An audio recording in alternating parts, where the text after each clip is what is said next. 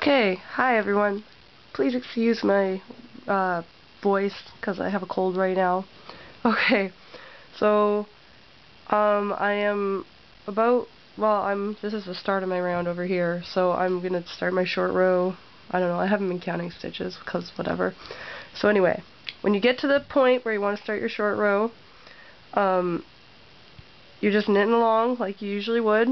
Take your yarn, move it to the front of your knitting, see, like that, then slip the stitch onto your other needle, and then move the yarn back around that slip stitch back to the other side. Then what you want to do is turn your knitting around and then slip the stitch back to your other needle, like so. Or, sorry, did you see that? Just slip it back onto this needle. And then all you need to do is just start purling back until you want to turn your short row again.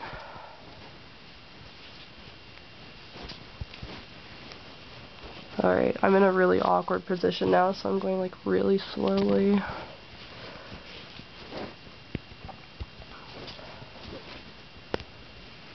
And I don't think this video is coming out very clear at all, but ugh, I'll take another one if it's really terrible.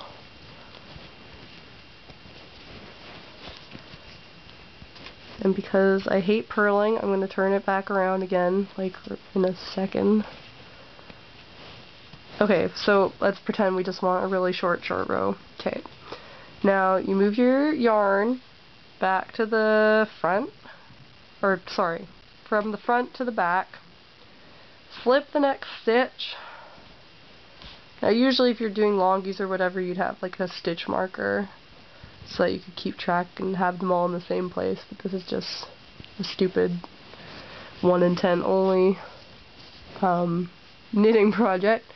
So anyway, then instead of slipping this one back like you did on the other side, you want to knit it,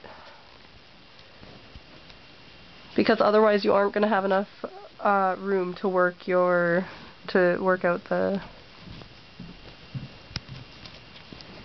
to make it so that there's no holes. I don't even know what to call it. Okay, so then knit back to where your short row started, which in this case is really close.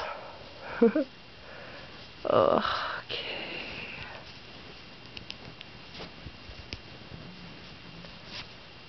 And yeah, I'm a slow knitter because I hold the yarn in my right hand, and I have failed at every attempt to try and reteach myself the other way. Okay, so anyways, now you're back to where you did your first wrap. You see that right there? Okay, so what you want to do is flip that stitch off your needle, and then you want to get the needle into the see, it's like an orange one and a brown one.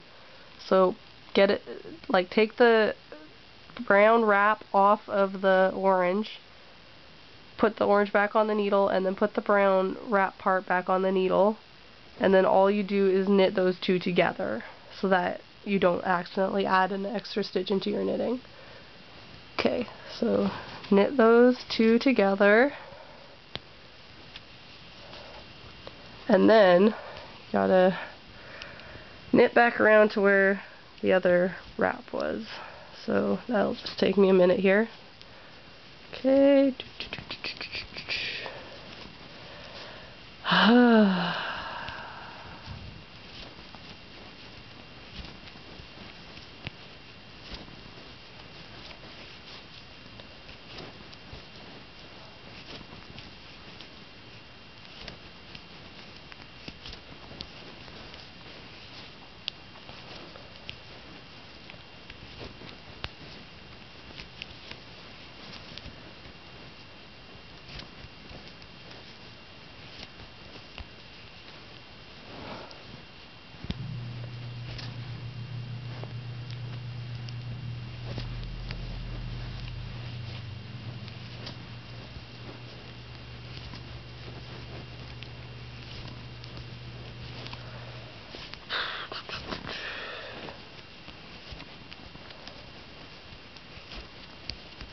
Yeah, this is the boring part for sure. You might as well just like fast forward your video till something interesting happens, which is coming up way over there.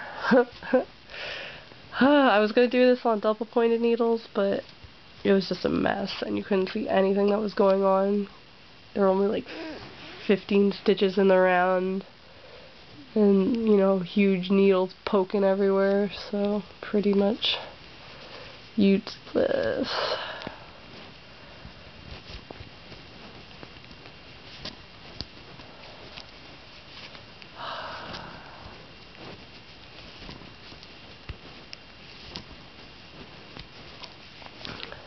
Oops. Look, we're dropping stitches.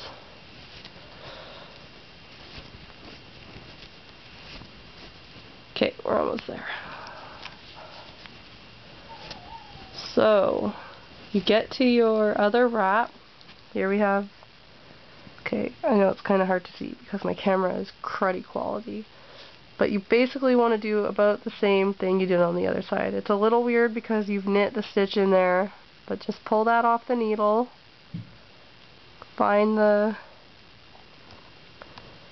okay, just pull the stitch out of the wrapped piece, or I guess in this case it's more pulling the wrap piece out of the stitch.